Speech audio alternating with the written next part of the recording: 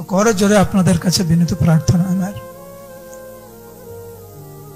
আপাত দৃষ্টিতে তথাকথিত সেই বৃদ্ধ অবস্থার জন্য অপেক্ষা করবেন না, যখন আপনার আর কোনো দাঁত থাকবে না,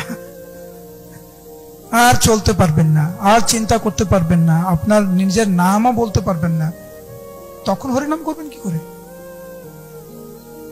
এই অবস্থায় ভগবানকে স্মরণ করতে পারছেন না, আর যখন শরীর পুরো অকেজ হয়ে যাবে তখন ভগবানকে কি করে স্মরণ করবেন?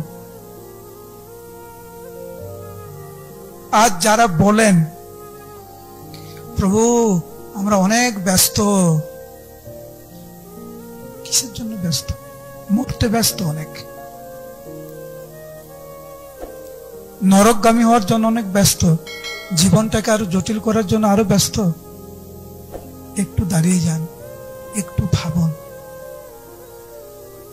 জীবনটা কোন দিকে নিয়ে যাচ্ছেন। আমি ক্লাসের প্রথমেই বললাম, যাদের জন্য আমরা এত পরিশ্রম করি, যাদের জন্য ভগবানকে দূরে সরিয়ে রাখছি আমরা, তারা কিন্তু শেষ সময় আপনার পাশে থাকবে না, থাকা সম্ভব না। এটা হচ্ছে বিধির বিধানের বাইরে, এটা সম্ভব না।